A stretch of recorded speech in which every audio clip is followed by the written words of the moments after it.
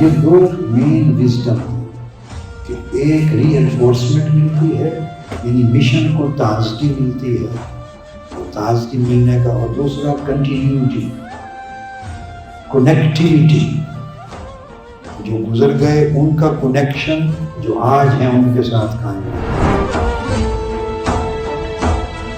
ایک ٹیم نے ایک وقت تک ہی فرنٹ پر آ کر ذمہ داریاں نبھائی۔ خرابی کا امکان یہ ہوتا ہے کہ جب نئے لوگ آتے ہیں وہ پچھلوں کو بھول جائیں، جب آگے منتقل کیا تو اس میں ایک پازیٹیو پوائنٹ ہے، ایک نیگیٹو۔ پازیٹیو پوائنٹ یہ ہے کہ انہوں نے انسٹیٹیوشن کو، تحریک کو، جماعت کو، تنظیم کو، مشن کو ماڈرن ٹیکنالوجی کے ساتھ ہم آہنگ کی، تو آپ نئے زمانے کے مطابق لے کے آگے بڑھ رہے ہیں، بڑھتے جائیں۔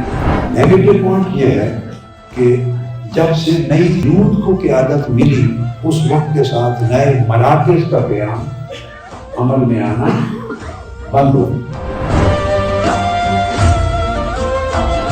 نئے آنے والے بیٹے اور بیٹیاں جب مشن سنبھالیں تو انہیں اپنی پچھلی تاریخ یاد رکھنی چاہیے، جس طرح اللہ رب العزت نے اسلام کی پچھلی ساری تاریخ پورے قرآن میں یاد دی۔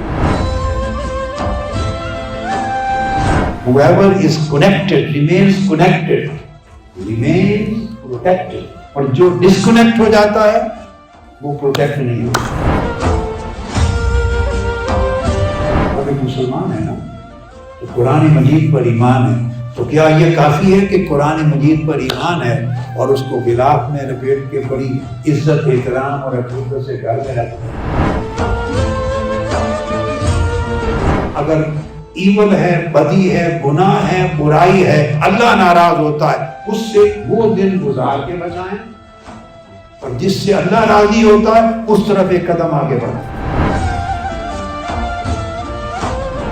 اس طرح آپ انشاءاللہ تعالی لاس میں سے نکلتے جائیں گے اور پروفٹ میں بڑھتے جائیں گے۔